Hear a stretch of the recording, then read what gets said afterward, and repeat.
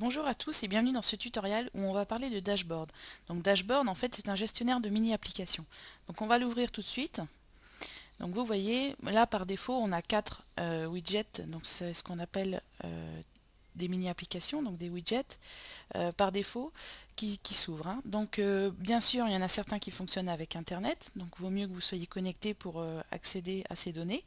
Par exemple l'icône pour la météo est relié directement à une base de données sur internet, hein. Vous pouvez également appuyer sur la touche plus qui se trouve en bas à gauche de votre écran et vous accédez donc à d'autres widgets disponibles fournis par défaut dans macOS 10. Donc vous voyez on navigue simplement avec des flèches pour passer d'une page à l'autre. Donc on peut ouvrir des widgets, je vais dire autant qu'on veut. Il y a beaucoup de développeurs qui en fabriquent, donc il y a aujourd'hui à peu près 6000 widgets qui existent, voire plus, puisque Apple en fabrique, mais également beaucoup d'autres développeurs, hein. Voilà, donc chaque widget a sa fonction. Alors vous remarquerez également que sur chaque widget, quand on s'approche du widget avec la souris, il y a un petit i de information qui s'affiche. Donc ça permet de configurer le widget. Donc par exemple pour la météo, on va mettre la ville à laquelle on veut accéder. Donc on va prendre Rennes.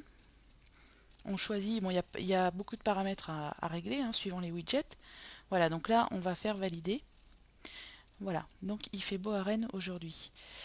Donc vous voyez, tout est personnalisable. Vous pouvez, par exemple pour l'heure c'est pareil, hein, vous avez des options derrière le widget qui s'offrent à vous. Voilà, vous avez également la gestion des widgets.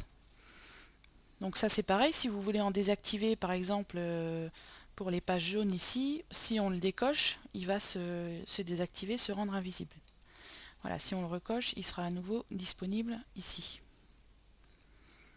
Voilà, vous pouvez également gérer vos propres widgets, les trier par date ou par nom, suivant ce que vous voulez faire. Donc vous pouvez également cliquer sur plus de widgets, qui va directement vous amener vers la page de téléchargement de macOS 10.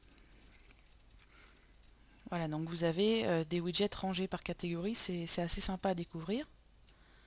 Mais on va aller voir également les préférences de dashboard. Donc on va dans les préférences système, on va dans dashboard et exposé. Donc comme vous avez pu le voir dans le tutoriel dédié à exposé, ces deux fonctions de macOS 10 sont réunies en un seul tableau de bord, hein.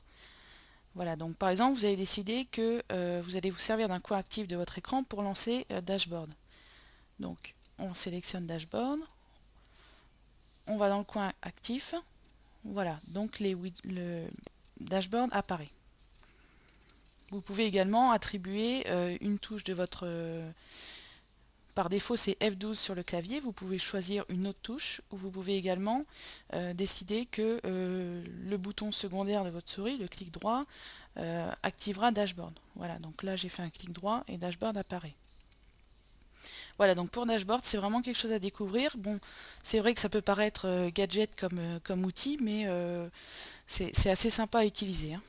Voilà, donc je vous souhaite une bonne continuation sur votre Mac.